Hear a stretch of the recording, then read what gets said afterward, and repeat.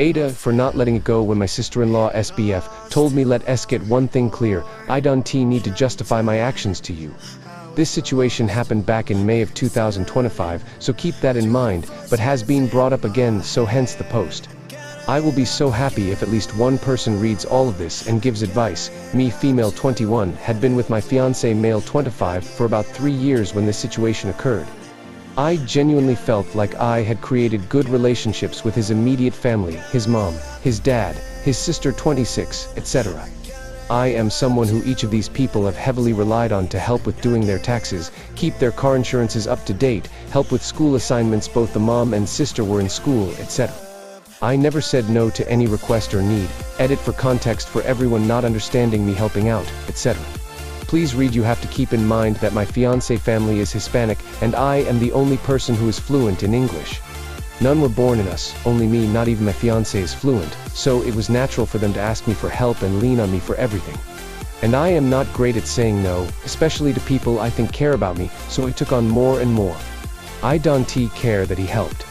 In fact, I wish she got more help from others like her other kids, so I wouldn't be the go-to person she asks, and so I wouldn't feel bad saying no BCs if I say no, she has no one to help her. I am happy she has someone other than me to help, because I'm not doing it anymore after everything. The time came that my fiancé and I were going to move states for our jobs. When we were about to move, my sister-in-law, female 26, introduced us to her new boyfriend of 1 week at the time, a male 40. The age gap worried me for the reason that my parents had an identical age gap, and it is precisely what tore them apart over time. But I kept that opinion to myself and supported their relationship. When we met him, I liked the guy.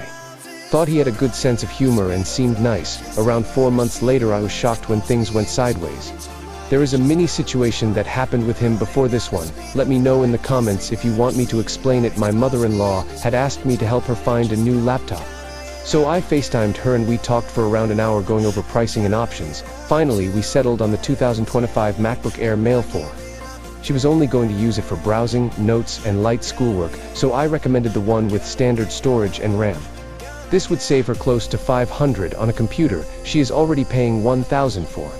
Especially because I share 2 terabytes of iCloud storage with her that I personally pay for, so we went with that option and I ordered it.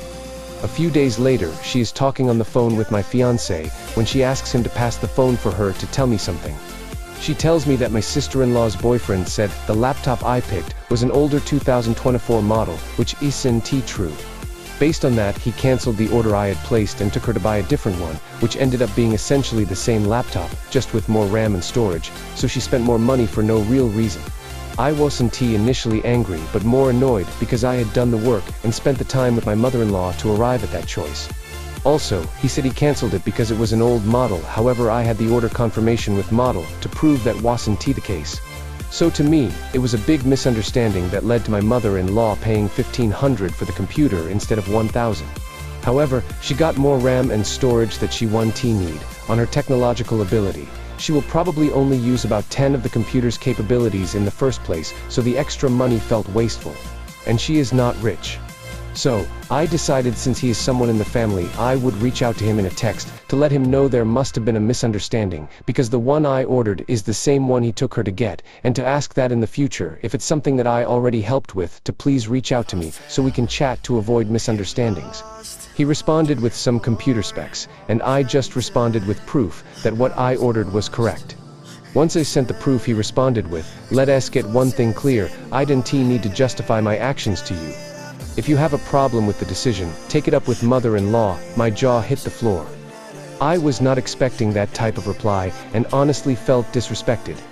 I replied saying that I had come to him with a respectful tone, so I would like the same back from him, and even clarified that I was not asking him to justify anything. Just wanted to avoid future misunderstandings. He left that message undelivered, and refused to address it. Update, and this is the same guy who months before called me while I was at work to yell at me, because the Airbnb I booked for 8 people including himself for my Mill's birthday, did not allow pets. It was free for everyone BTW, I paid it all. I did not even know he had a pet, and just assumed at his age he knew someone to watch his pets, or would hire someone to swing by. It was one night, so he yelled at me while at work, and asked me to justify that choice. When it was a free stay for him, how would I know? Little did I know, he immediately went to my Mill and Phil to complain about my texts. He twisted it to fit his agenda to make it seem as I